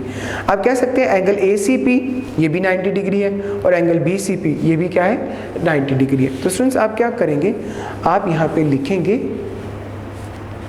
लिखेंगे angle ACP plus angle B C P, दोनों को प्लस करें तो 180 बनता है। जैसे कि मैंने आपको बताया, जैसे मैंने आपको पहले भी बताया था कि एंगल ए सी पी और एंगल बी सी पी दोनों ही 90-90 हैं, दोनों को प्लस करें तो कितना हो जाएगा 180। यू नो दैट वो एंगल्स जिनका सम 180 हो उन्हें हम कौन से एंगल बोलते हैं? Supplementary angles. तो आप इसकी रीज़न लिखेंगे सप्लीमेंट्री एंगल्स। जैसे कि मैंने पहले भी बताया, वो एंगल्स जिनका सम 180 डिग्री है उन्हें आप कौन से एंगल बोलते हैं? Supplementary angle. इसका मतलब स्टूडेंट्स ये दोनों को प्लस करें तो ये 180 होगा, अगर आप दोनों का हाफ कर दें तो कितने कितने हो जाएंगे दोनों? 90 डिग्री। इसका मतलब angle A C P equal है एंगल बी सी पी, और ये दोनों इक्वल किसके हैं? 90 डिग्री के। दोनों किसके इक्वल हैं? 90 डिग्री के। तो स्टूडेंट्स आपने प्रूव कर लिया कि एंगल ए सी पी और एंगल बी सी पी जो है वो 90 डिग्री है। अगर आप स्टूडेंट्स डायग्राम को देखें, अगर आप डायग्राम को देखें तो पी सी ए सी पे क्या बनेगा? अब परपेंडिकुलर। दोबारा देखें, पी सी ए बी पर क्या बनेगा? परपेंडिकुलर। क्यों परपेंडिकुलर बनेगा? Because you have prove that angle A C P and angle B C P is 90 degree. जब ये 90 डिग्री होगा तो यू नो दैट ये क्या बनेगा? परपेंडिकुलर बनेगा। अब आप कह सकते हैं P C is perpendicular on A B. तो स्टूडेंट्स अब आप क्या लिखेंगे? अब आप इसको लिखेंगे, आप यहाँ पे लिखेंगे P C is perpendicular on AB. PC is perpendicular on AB. अब आप इसकी रीज़न क्या लिखेंगे? Angle ACP is 90 degree. अब आप एंगल ACP is 90 डिग्री बोल सकते हैं। उसके बाद स्टूडेंट्स आप क्या करेंगे? आप इसको थोड़ा मज़ीद सॉल्व करेंगे। आप कह सकते हैं कि AC कॉन्गोरेंट है BC के, ये आप प्रूफ कर चुके हैं। ये आपने कंस्ट्रक्शन के अंदर किया था, जैसे कि आपको याद होगा। अब स्टूडेंट्स आपने प्रूव कर दिया कि PC परपेंडिकुलर है AB पे। You can say that, therefore you can say that PC is right bisector of AB. PC is right bisector of AB, which means that the point P is on the right bisector of AB. तो students आपने देखा कि आपने proof किया जब PC perpendicular है AB पे तो आपने कहा PC राइट बाइसेक्टर बना AB पे, जिसका मतलब होगा कि पॉइंट P जो है वो AB का क्या है? Right bisector. तो ये स्टूडेंट्स हमारा थ्योरम कंप्लीट हो गया। आइए हम एक दफ़ा इसका रिव्यू लें ताकि आपको इस थ्योरम की बेहतर समझ आ सके। स्टूडेंट्स बहुत इंपॉर्टेंट थ्योरम है ये। 6 थ्योरम है स्टूडेंट्स इस चैप्टर के अंदर, और 6 के 6 इंपॉर्टेंट है। आप किसी एक थ्योरम को भी माइनर कंसीडर नहीं कर सकते, बिकॉज ये बहुत इंपॉर्टेंट थ्योरम है। नंबर ऑफ टाइम बारी बारी ये थ्योरम्स पेपर में आ चुके हैं। तो आइए स्टूडेंट्स थ्योरम नंबर 2 का रिव्यू लेते हैं। जैसे कि आप इसकी स्टेटमेंट, थ्योरम की स्टेटमेंट देख रहे हैं, जो मैंने लेक्चर के स्टार्ट में बताया था, पेपर में जस्ट थ्योरम की स्टेटमेंट आपको आएगी, रिटन स्टेटमेंट अवेलेबल होगी। स्टूडेंट्स आपको थ्योरम की स्टेटमेंट को पढ़ना होगा, समझना होगा, डिसाइड करना होगा कि ये किस थ्योरम की स्टेटमेंट है। उसके बाद आपको डायग्राम ड्रॉ करनी होगी और फिर डायग्राम के बिहाव पे सारा थ्योरम आपको लिखना होगा। स्टूडेंट्स मैंने आपको नंबर ऑफ टाइम बताया है कि डायग्राम आपको स्टार्ट में ड्रॉ करनी है, लास्ट पे ड्रॉ नहीं करनी। तो आइए थ्योरम का रिव्यू लेते हैं। Any point equi distance from and point of line segment is on the right bisector of it. जैसे कि आपने सुना कि एक पॉइंट जो है वो इक्वी डिस्टेंस है अपने एंड पॉइंट से एक लाइन सेगमेंट पे आपने प्रूव करना है वो पॉइंट राइट बाइसेक्टर। तो आपने क्या किया स्टूडेंट, सबसे पहले ए बी एक लाइन सेगमेंट ड्रॉ किया और एक पॉइंट लिया P, और आपने देखा P से एंड पॉइंट बनेगा PA और P से दूसरा एंड पॉइंट बनेगा PB। तो आपने कहा गिवन क्या है, AB is a line segment, point P is such that PA is congruent to PB, आपने ये लिखा। उसके बाद आपको प्रूफ करना है कि पॉइंट P जो है वो राइट बाइसेक्टर है लाइन सेगमेंट AB पे। तो आपने लिखा point P is on the right bisector of AB। Construction में आपने क्या किया स्टूडेंट्स, आपने AB का मिड पॉइंट C फाइंड किया और P को C से ज्वाइन कर दिया। आप लिखा join P to C the mid point of AB। उसके बाद प्रूफ का सिलसिला शुरू हुआ। प्रूफ के दो सेगमेंट हैं, स्टेटमेंट और रीजन। जैसे कि आप देख रहे हैं मैंने दो ट्राइंगल्स ड्रॉ कर ली, जैसे कि मैंने आपको बताया था एक शेडिड पोर्शन है और एक नॉन शेडिड पोर्शन है। दो ट्राइंगल्स बनेगी ACP और BCP। तो स्टूडेंट्स आपने लिखा in triangle ACP correspondence triangle BCP, आपने PA को कॉन्ग्रुएंट प्रूव किया PB के, ये आपको गिवन था। जैसे कि आपको याद है कि PA is congruent to PB, ये आपको गिवन अवेलेबल था। उसके बाद स्टूडेंट्स आपने देखा दोनों ट्राइंगल्स के अंदर आप देख रहे हैं PC और PC कॉमन था। तो स्टूडेंट्स आपने लिखा PC के कॉन्ग्रुएंट और रीजन आपने कॉमन लिखी। उसके बाद आपने जैसे कि कंस्ट्रक्शन में कहा था कि C is the mid point of AB, और आपको याद होगा जब आप मिड पॉइंट कंसीडर करेंगे तो AB के दो पार्ट बन जाएंगे AC और BC, और ये दोनों भी आपस में क्या होंगे, कॉन्ग्रुएंट होंगे। आपने कहा AC is congruent to BC और ये कंस्ट्रक्शन होगा। उसके बाद जब ये दोनों कॉन्ग्रुएंट हो जाएंगे you can say that triangle. आपने देखा तीन चीज़ें हमने प्रूव कर दी, तीनों ही साइड्स प्रूव की। तो triangle ACP is congruent to triangle BCP, और इसकी रीज़न आपने लिखी SSS means side is congruent to side. और मैंने आपसे कहा था साइड पास्टुलेट भी लिखा जा सकता है। जब ट्राइंगल्स कॉन्ग्रुएंट होगी you can say that each and everything is congruent to each and everything.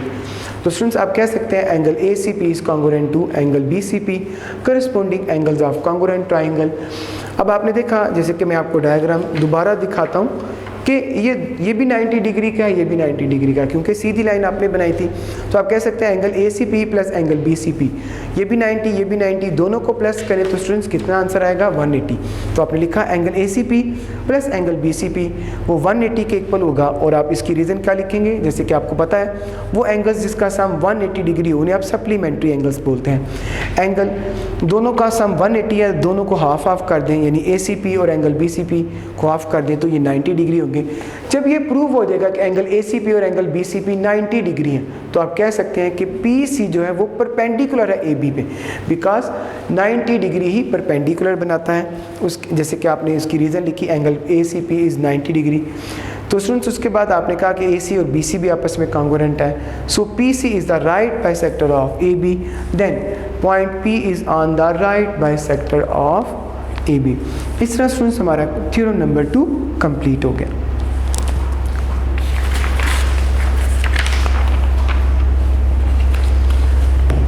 आइए स्टूडेंट्स हम बुक पर कुछ इंपॉर्टेंट नोट को डिस्कस कर लें। जैसे कि आप देख रहे हैं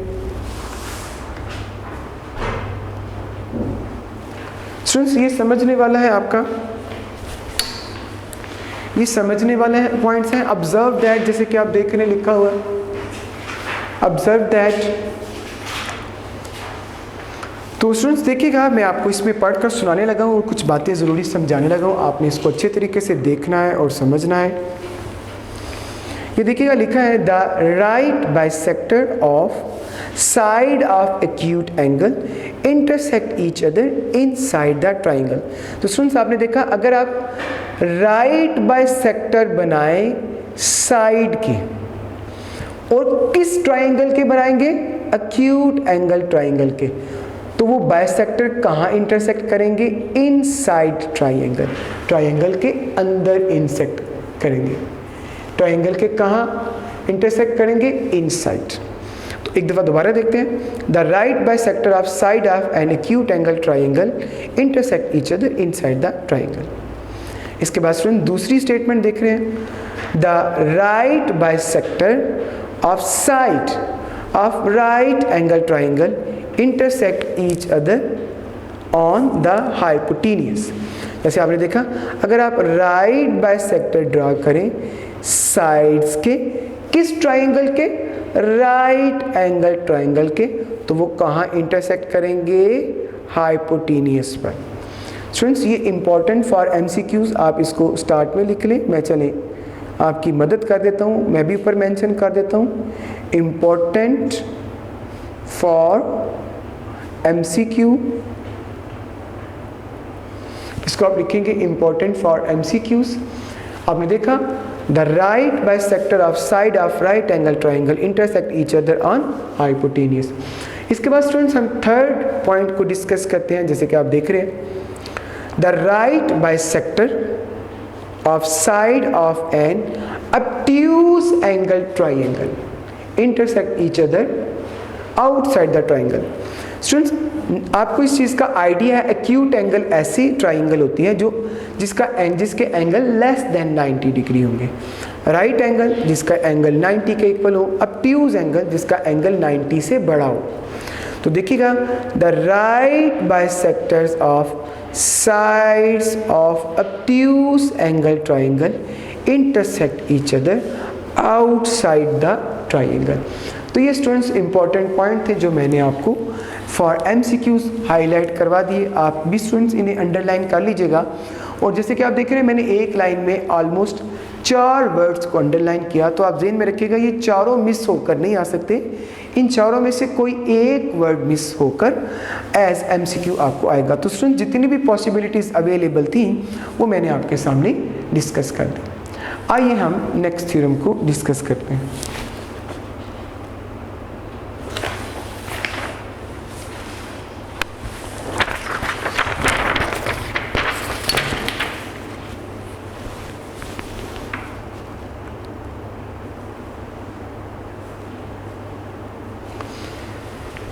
Theorem number 3.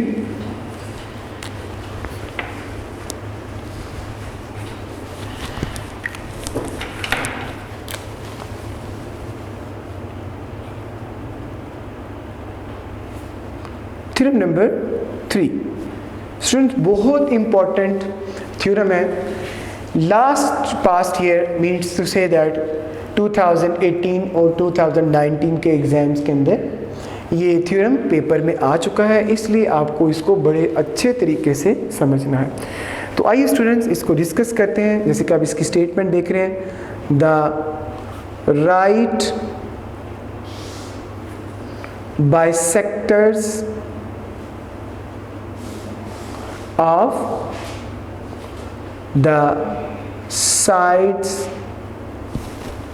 sides of a triangle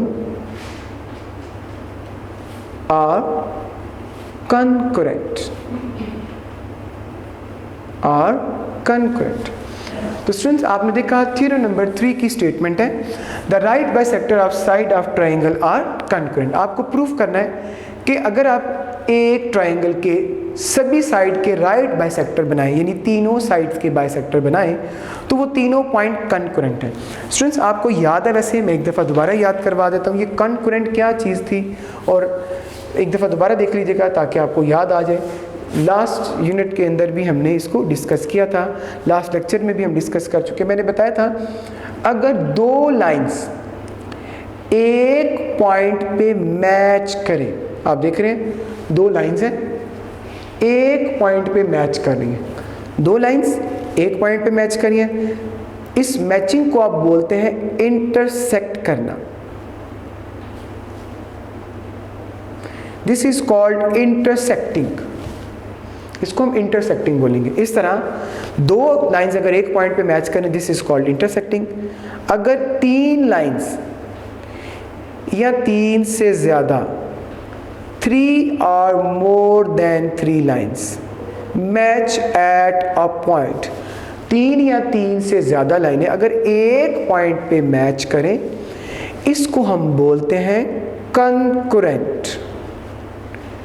ji students, क्या बोलते हैं? कंकरेंट।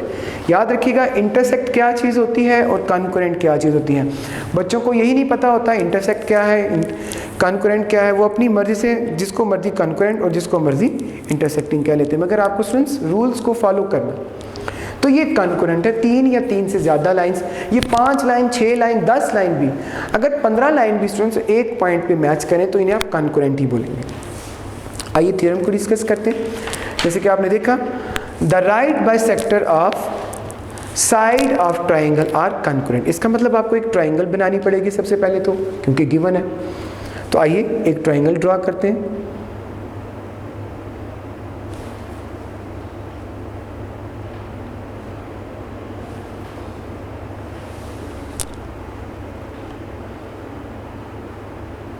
आप देख रहे हैं मैंने आपके सामने एक ट्राइंगल ड्रॉ कर दी। इसका हम नाम रख लेते हैं स्टूडेंट्स ABC। अब स्टूडेंट्स राइट बाइसेक्टर जो साइड के हैं वो आपको कंकरेंट प्रूफ करने हैं। तो सबसे पहला सवाल है आपको गिवन क्या है। तो आइए हम ब्लू मार्कर से हेडिंग लिखेंगे गिवन। तो स्टूडेंट्स आपके पास गिवन अवेलेबल है ट्राइंगल। आपके पास गिवन क्या अवेलेबल है? Triangle ABC। अब स्टूडेंट जो गिवन है वो आपके पास क्या है? ट्राइंगल ABC, ये गिवन है। आप सोच रहे हैं कि हमने लास्ट थ्योरम में इतना लंबा पढ़ा तो इसमें छोटा है, तो स्टूडेंट्स इसके अंदर इतना ही गिवन होगा ट्राइंगल ABC। अब आपको प्रूफ क्या करना है, आइए देखते हैं प्रूफ क्या करना है। टू प्रूफ, तो स्टूडेंट्स आपको प्रूफ करना है द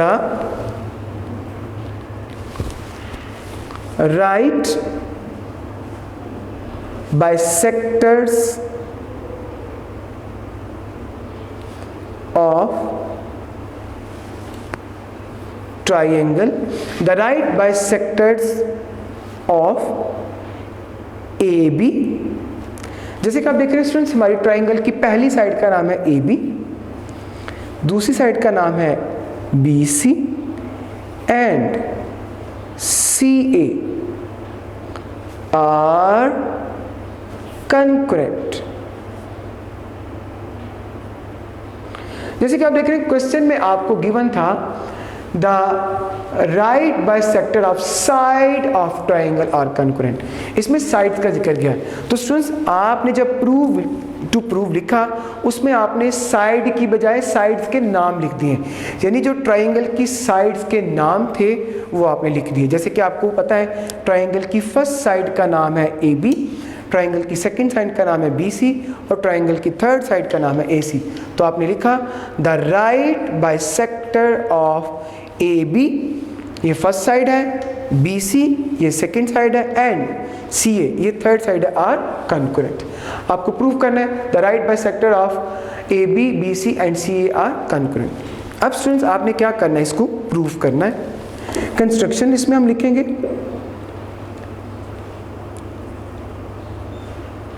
कंस्ट्रक्शन, जैसे कि आप देख रहे हैं कंस्ट्रक्शन क्या है स्टूडेंट। इसके अंदर आप क्या करेंगे, आप लिखेंगे draw right bisectors of AB and BC। Students आपको क्या करना है, कोई से दो साइडों के राइट बाइसेक्टर ड्रॉ करने। जैसे कि आप देख रहे हैं मैंने आपके सामने दो साइडों के बाइसेक्टर लिखे और इसमें AB और BC लिखा। आइए सबसे पहले डायग्राम में भी ड्रॉ कर लेते हैं ताकि आपको इसकी समझ आ जाए। हम बाइसेक्टर्स बनाने लगे हैं स्टूडेंट्स। ये आपके पास AB साइड है, आप इसका AB का बाइसेक्टर बना देंगे। ये आप देख रहे हैं, ये मैंने डॉटेड लाइन से बाइसेक्टर बना दिया। और स्टूडेंट्स अब आपको किसका बाइसेक्टर बनाना है, जैसे कि आपने देखें आपने लिखा है draw right bisector of AB and BC। आपने देखा कि हम AB का बाइसेक्टर बना चुके हैं, अब टर्न है BC का बाइसेक्टर बनाने की। आइए उसको भी ड्रॉ करते हैं। आप देख रहे हैं ये मैं आपके सामने BC का भी बाइसेक्टर ड्रॉ कर रहा हूँ। आपने देखा मैंने बी सी का भी बाइसेक्टर ड्रॉ कर दिया। आपने देखा ये दोनों एक पॉइंट पे मिलेंगे, इंटरसेक्ट होंगे, उसका नाम हम क्या रख देंगे, ओ। तो स्टूडेंट्स आपने देखा draw right bisector of A B and B C which meet, students आप इंटरसेक्ट भी लिख सकते हैं, which meet at point O, which intersect each other at point O, which meet at point O।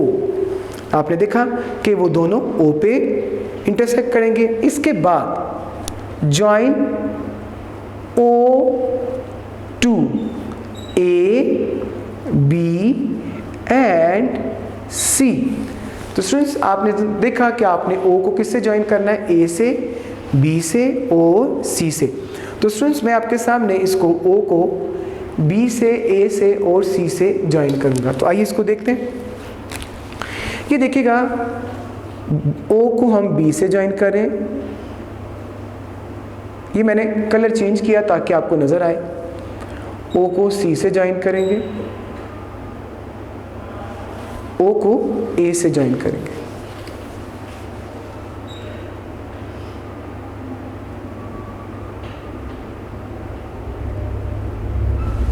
ये students मैंने आपके सामने तीनों लाइंस को ज्वाइन कर दिया, O को A से, O को B से, O को C से। आइए एक दफ़ा दोबारा थ्योरम को देखते हैं कि अभी तक हमने क्या सीखा। जैसे कि आप स्टूडेंट देख रहे हैं थ्योरम नंबर 3 है। थ्योरम की स्टेटमेंट थी the right bisector of side of triangle are concurrent. आपने क्या किया, गिवन आपको अवेलेबल है ट्राइंगल ABC, प्रूव आपको क्या करना है, the right bisector of side AB, side BC and side CA are concurrent.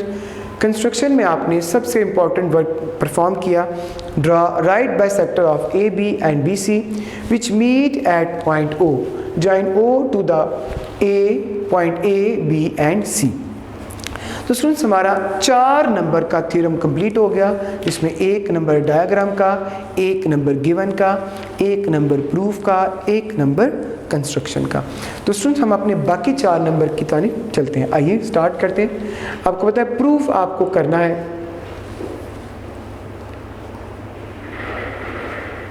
और आप देख रहे हैं प्रूफ के 2 सेगमेंट हैं। The first one is statement and the second one is reasons. तो स्टूडेंट्स हम इन्हें सॉल्व करते हैं।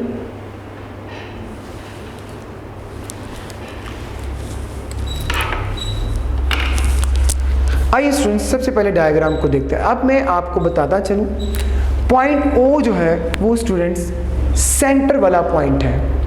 पॉइंट O सेंटर वाला पॉइंट है। O से लेके A तक डिस्टेंस, O से लेके B तक डिस्टेंस, O से लेके C तक डिस्टेंस, स्टूडेंट्स ये इक्वल है। दोबारा सुनिएगा, O जो है वो तीनों पॉइंट्स का सेंटर वाला डिस्टेंस है, और O से A तक डिस्टेंस, O से B तक, O से C तक, ये तीनों सेम डिस्टेंस होगा, इनका इक्वल डिस्टेंस होगा, क्योंकि ये राइट बाइसेक्टर पर बने हैं। तो आइए मैं इसको स्टार्ट करता हूं। जैसे कि आप देख रहे हैं मैं आपके सामने 3 पॉइंट्स हैं, 2 का जिक्र शुरू करूंगा। मैं बोलूंगा OA इज कॉन्ग्रुएंट OB। तो स्टूडेंट्स हम इसको लिखेंगे OA is congruent to OB, और आप इसको रीजन क्या लिखेंगे, each point on the right bisector of a line segment is equidistant from its end points, from its end point। इस इतनी लंबी रीजन स्टूडेंट्स आपको इसकी देनी है। OB के कॉन्ग्रुएंट है because each point on the right bisector of line segment is equidistant from its end point. तो तो स्टूडेंट्स जैसे कि मैंने आपको सेंटर में भी बताया था कि ये पॉइंट राइट बाय सेक्टर, जैसे मैंने पहले भी बताया था कि ये पॉइंट राइट बाय सेक्टर से है, इससे जितने भी आप लाइंस बनाएंगे OA, OB, OC वो आपस में कॉन्ग्रुएंट होंगे। OA कॉन्ग्रुएंट होगा OC के, इस तरह OB कॉन्ग्रुएंट होगा OC के, इस तरह OC कॉन्ग्रुएंट होगा OA के। तो स्टूडेंट्स आइए इनको भी डिस्कस करते हैं, बाकी चीज़ों को भी। आप इसको लेबल करेंगे इक्वेशन नंबर 1, इसको आपने लेबल किया इक्वेशन नंबर 1। तो स्टूडेंट्स OA को OB के इक्वल आपने किया। अब स्टूडेंट्स टर्न है OB को कॉन्ग्रुएंट करें OC के। तो स्टूडेंट्स OA OB के कॉन्ग्रुएंट होगा, OB OC के कॉन्ग्रुएंट होगा, इसको आप लेबल करेंगे इक्वेशन नंबर 2। और स्टूडेंट्स आप यहाँ पे इसकी रीजन लिखेंगे एज इक्वेशन 1। अगर आप ये नहीं लिखेंगे तो आपको ये जो स्टेटमेंट लिखी है each point on the right bisector of line segment is equidistant from it and point, ये दोबारा लिखनी पड़ेगी। जैसे कि स्टूडेंट्स मैंने आपको पहले भी बताया है कि O जो है वो सेंटर पॉइंट है, OA OB के इक्वल है, ये आपने प्रूव कर दिया। OB OC के इक्वल है, ये भी आप प्रूव कर चुके हैं। अब स्टूडेंट्स आखिरी पॉइंट हमारे पास रह गया OA किसके कॉन्ग्रुएंट है, OC के। इसको कॉन्ग्रुएंट करना बाकी रह गया, आइए इसको भी कॉन्ग्रुएंट करते हैं। अब जैसे देख रहे हैं OA कॉन्ग्रुएंट होगा OC के। आप इसकी रीजन लिखेंगे, इसको OA कॉन्ग्रुएंट होगा OC के, इसको लेबल करेंगे इक्वेशन नंबर 3 और रीजन लिखेंगे फ्रॉम इक्वेशन 1 एंड 2। रीजन आपने क्या लिखी, फ्रॉम इक्वेशन 1 एंड 2। स्टूडेंट्स आपने तीनों पॉइंट्स को कॉन्ग्रुएंट प्रूफ कर दिया। अब आप कह सकते हैं, you can say that now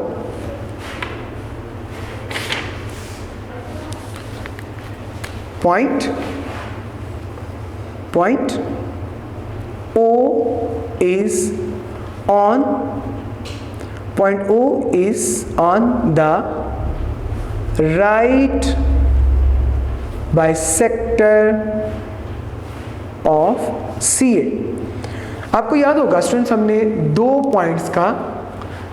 point का डिस्टेंस, 2 पॉइंट का राइट बाइसेक्टर बनाया था। जैसे आप इंस्ट्रक्शन को देख रहे हैं, ज़रा एक दफ़ा दोबारा देखें। Draw right bisector of AB and BC। आपको याद है आपने 2 पॉइंट का राइट बाइसेक्टर बनाया था, तीसरे का नहीं था बनाया। तो अब आपने देखा कि हमने प्रूव कर लिया कि point O is on the right bisector of CA। इसके बाद आप बोल सकते हैं but point O is on the right bisector of AB and BC। जैसे कि आपने कहा कि point O is on the right bisector of AB, लेकिन आप साथ ये भी कह रहे हैं कि ये जो पॉइंट O है, आप पहले क्या कहते हैं कि पॉइंट O जो है वो CA का बाइसेक्टर बनता है, मगर आप साथ ये भी कह रहे हैं कि पॉइंट O जो है वो बाइसेक्टर AB का है और BC का भी है।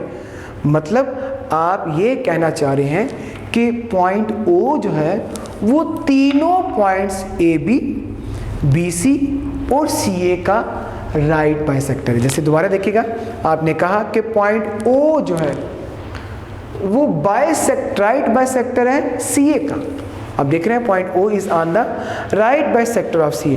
और साथ आप ये भी कहते हैं कि but point O is on the right bisector of AB and BC। यानी आप कहना चाह रहे हैं कि पॉइंट O जो है वो बाइसेक्टर है AB का, राइट बाइसेक्टर है BC का, राइट बाइसेक्टर है CA का।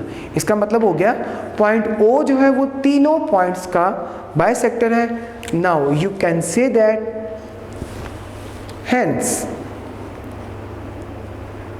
the right bisector of 3 sides of a triangle are concurrent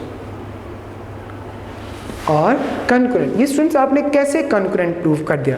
जैसे कि मैंने पहले भी बताया कि पॉइंट ओ है वो राइट बाइसेक्टर सी ए का है, और आपने साथ ये भी बताया कि पॉइंट ओ जो है वो राइट बाइसेक्टर ए बी और बी सी का है। इस तरह आप कह सकते हैं कि पॉइंट ओ तीनों side A B B C और सी ए का राइट बाइसेक्टर है, इसलिए आप कह सकते हैं